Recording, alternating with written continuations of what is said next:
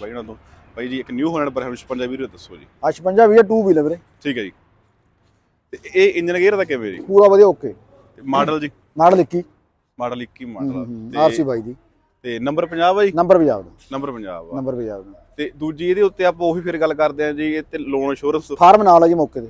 Okay ਦੇ farm ਨਾਲ ਹੈ। ਹਾਂਜੀ। ਪੈਸੇ ਅਸੀਂ ਭਰੇ ਹੈ। ਠੀਕ ਹੈ ਜੀ। ਐਨਓਸੀ ਆਪਣੇ ਕੋਲ ਹੈ। ਠੀਕ ਹੈ ਜੀ। 21 ਮਾਡਲ ਹੈ। ਪੰਜਾਬ ਨੰਬਰ ਹੈ। ਪਹਿਲੇ ਕਰਦਾ ਮੇਨ ਗੱਲ ਕਿ ਬਾਈ ਉਹਨਾਂ ਕੀ ਫਸਟ ਓਨਰ ਆ, ਬਿਲਕੁਲ ਸਾਫ਼ ਸ਼ੋਰੂਮ ਕੰਡੀਸ਼ਨ ਦੇ ਵਿੱਚ ਆ, ਪੱਕੇ ਟਾਇਰਾਂ ਦੇ ਵਿੱਚ ਆ।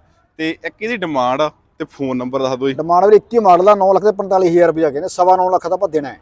100 ਲੱਖ ਦੇਣਾ। ਹਾਂ।